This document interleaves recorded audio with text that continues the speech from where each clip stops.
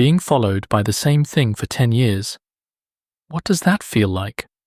It happened in the summer of 2017 when I studied engineering in Wuhan. I never believed in ghosts. Doormates shrank into blankets while I munched chips pouring cold water. Where do ghosts come from? It's all in your head. School let out early, so I took a train to Changsha to visit Chengjia, my best friend from high school studying art there. We'd been desk mates for 2 years, inseparable. I'd stay 2 days, then we'd go home to Yibin. I arrived on a Saturday. Chengjia met me at the station, ponytail smiling. Lunch, then back to her dorm for a nap. Her roommates were gone. Us. She pointed at the empty bed. Sleep there. I usually sleep instantly. That afternoon, something was off. I slept shallow, floating between waking and dreaming, until I heard sounds, shuffling footsteps and muffled voices, then someone opening cabinets.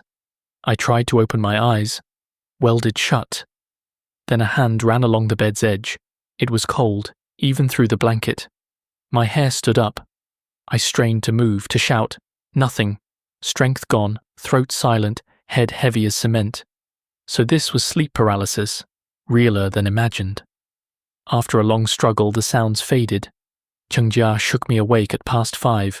I ached everywhere. On the way to the cafeteria, it felt wronger by the step. What were you hunting at noon?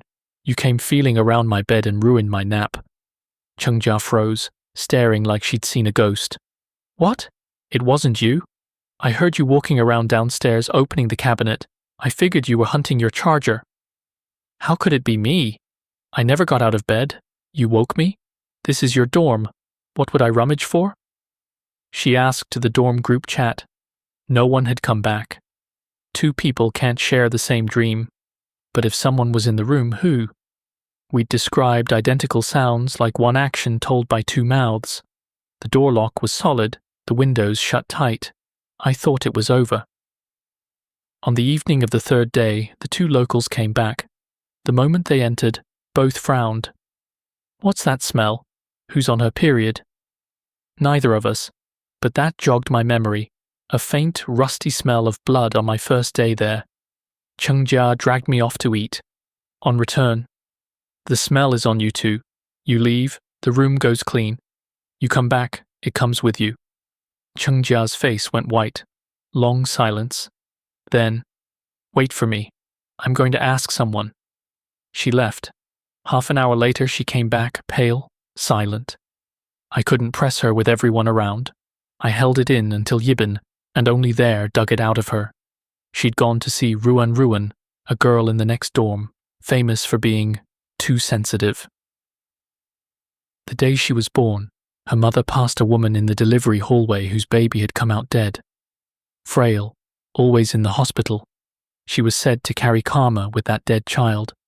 She must resolve it, or disaster would strike within 3 years. Her parents dismissed it as superstition. When Ruan was 3, her mother died in a car accident. That day, they say, she sat alone in the living room, called Mom toward the door, then laughed. Mom was back. Only later, the first time she'd seen the other world. From then on, she saw what others couldn't. Anyone with an inexplicable problem went to her. She never turned anyone away.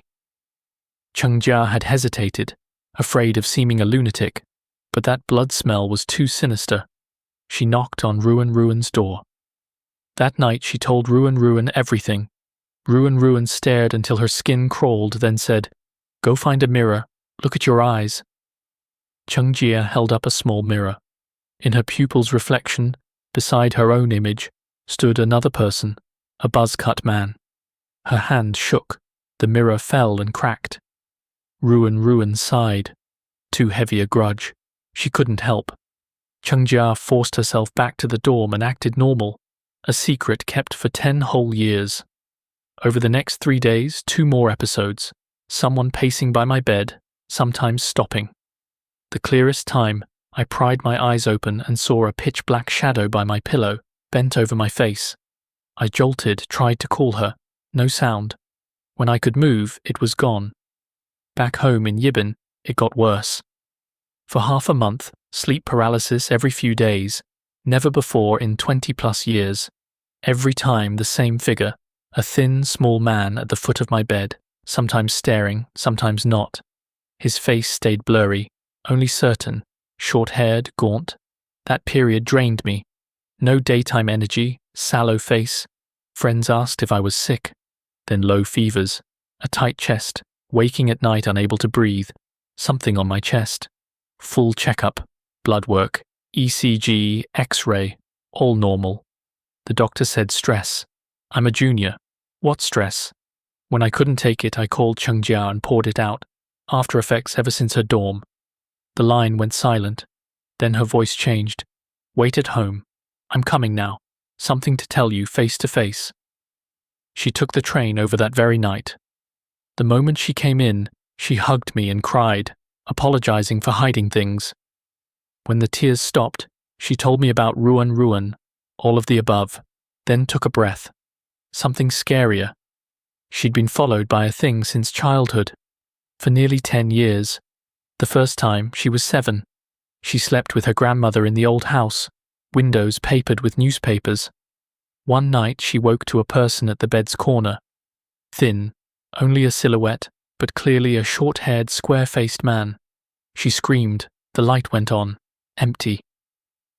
A nightmare, grandmother said. Chungjia knew better. Eyes open. Next day, no one, don't imagine things. A fear took root. She never slept with the door closed again. The second time, 9th grade. She woke to a person kneeling before her bed, knees down, elbows braced, head buried deep, an eerie posture. She thought it was her father and called out. Nothing moved. She called again, the head lifted. The face was unclear, but the silhouette, thin, buzz-cut, square face, struck her. The man from her bed corner at 7, the same after 10+ years. She screamed until her parents came. The room was empty. Her father teased her. A big girl having nightmares. Only she knew her pajamas were soaked. From that day she knew. The thing was following her. Footsteps behind her at night. She turned. Nothing. Once a blurry face in a stair railing's gap. It appeared more and more. Her family took it seriously at last. Her grandmother brought her to a famous master and begged a talisman. It settled. The master warned her, never think of it, never mention it. A debt from a past life, it couldn't be driven away, only pressed down by virtue. So she told no one for years, not classmates, not me. In college she mentioned it to Ruin once, lightly. She never dreamed my trip to Changsha would make it appear again. This time latched onto me. I was stunned, legs weak. By her account, the thing was following me now. No wonder every nightmare showed the same man. I sat on the sofa a long time, scared and angry, scared of what it wanted, angry at 10 hidden years. Red-eyed, she said the master had forbidden her to speak of it, lest it return. The next day she took me to that master, Master Joe, white-haired, nearly 80, living downtown, incense burning, talismans on the walls. After the whole story, he sat eyes closed in a long silence. Everything follows karma. Some debts are owed in this life, some left from a past life. This thing latching onto you looks like coincidence, but it's destiny, summoned by the karma you carry. It hasn't entered your body yet. I can only do my best. The next day at sunset, he sent Chungjia to the outer room and performed a ritual for me alone. 3 sticks of incense, a peachwood sword around my head, incantations, yellow paper burned into water, and had me drink. He gave me a small object wrapped in red cloth. Carry it always, even to sleep. Do you have a boyfriend? No. He nodded. Good. For 49 days, keep your vows. A calm heart. Avoid what should be avoided. After the ritual, we went home. My heart stayed unsettled. It had gone too smoothly. On the 3rd night of the vow, a dreadful dream. I leaned against my bed at home and heard a muffled man's cry. No one. Wardrobe. Nothing. Under the bed. Nothing.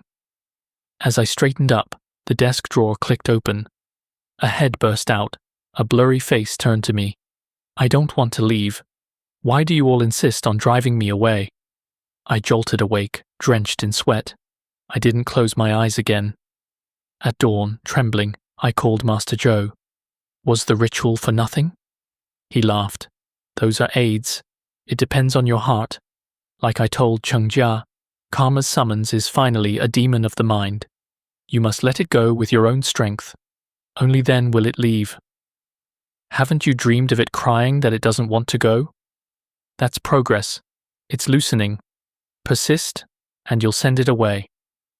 The stone in my heart settled. Half doubtful, no other way, I followed his instructions. Later, another dream. I stood at the foot of a mountain covered in wild cherry blossoms, petals scattering. Under the largest tree stood a thin figure watching. Strangely, I felt no fear, only calm. I smiled.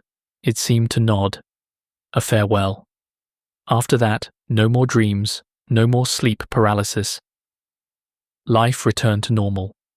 Chengjia recovered too, lighter, as if something carried for years was put down. I asked her later if she remembered what the thing looked like finally. She thought long. She'd never seen his face, only the silhouette. Thin, short hair, square face, clearer each time but always blurry